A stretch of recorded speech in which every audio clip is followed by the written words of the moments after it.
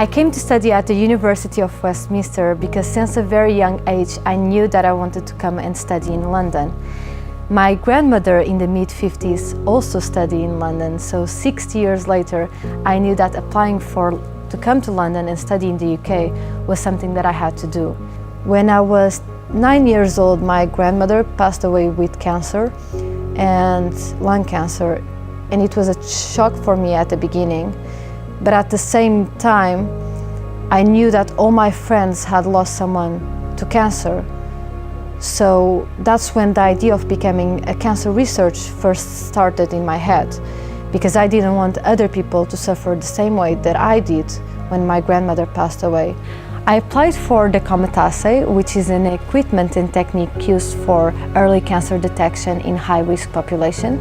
It also has other functionalities, but in our lab, we study the correlation between DNA damage and cancer. When I found out that I had received the funding, I was actually in the middle of a lecture. And I stood up, went to run into my supervisor to tell her the good news. I purchased the equipment 1 month ago, and so far we've made 4 attempts. 3 of them went perfectly. The COMET assay will help with my employability and career prospects in the future, because I will be one of the few people in the world that knows how to use this technique. Thank you so much for your support and your funding. I truly believe that the 1 to 5 fund opens doors not only to students, but also to the university.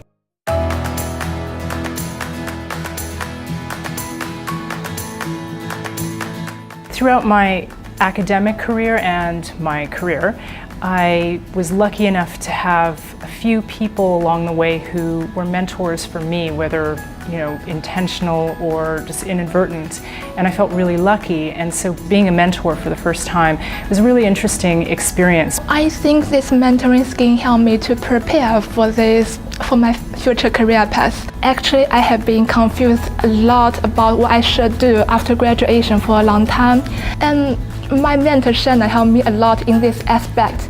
She helped me to explore myself.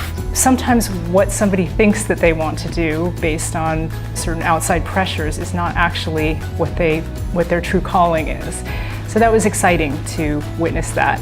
We took 2 to 3 times to talk about my passions, and we made a long list and wrote down something I would like to do and what I can do in the future, and Shanna helped me to link them together. In the beginning of the program, I want to gain 2 things, and one is confidence and another one is an internship, and finally I got both. Thank you so much to everyone who made the University of Westminster mentoring scheme possible, and let's just keep it going.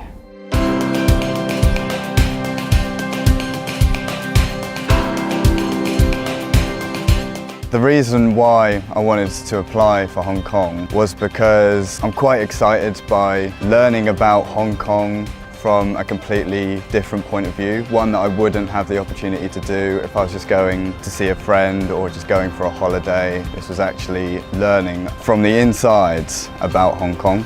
When I actually got to Hong Kong, I realised it is a place bristling with business and high aspirations for success. My favourite aspect of the trip would have to be meeting with these business leaders and these very successful alumni from the university. Seeing that as a first impression kind of makes you believe that, oh, okay, I can do it myself. I can't come from the same place as these guys that have made it in Hong Kong. So that kind of motivates me and gives me that drive to do the same and emulate that. As the trip went on, I could feel myself becoming more driven and more motivated with each passing day. It really, really develops your networking skills when you go on a trip like this and you are forced to meet with these high professionals. As the week goes on, you start to feel more comfortable when you're visiting these people, and you start to realise, like, okay, I know what to say, I know how to present myself, and I can do that now in a professional way thanks to the trip. I actually have been offered an internship by one of the companies that we met while we were out in Hong Kong, an events company called What If. Thanks to Trevor Yang and all the donors that made the Westminster Working Cultures trip possible. It really has been a once-in-a-lifetime opportunity. So thank you so much.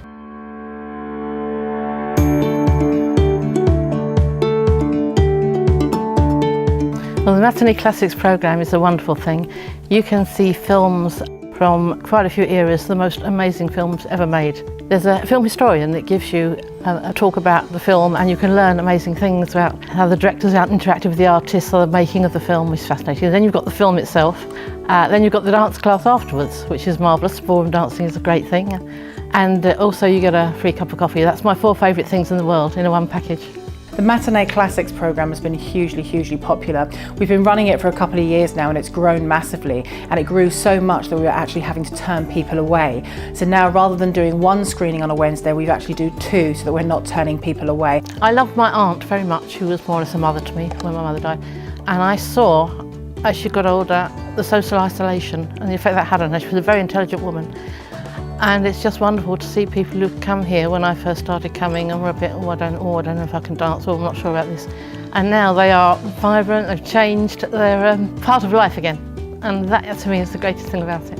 Like it says in the film Cabaret, what good is sitting alone in your room? Come hear the music play. There's a life and light and dancing and friendship, why wouldn't you? So I would like to thank Regent Street Cinema and the Trust Foundation and everyone who's made the Matinee Classics possible.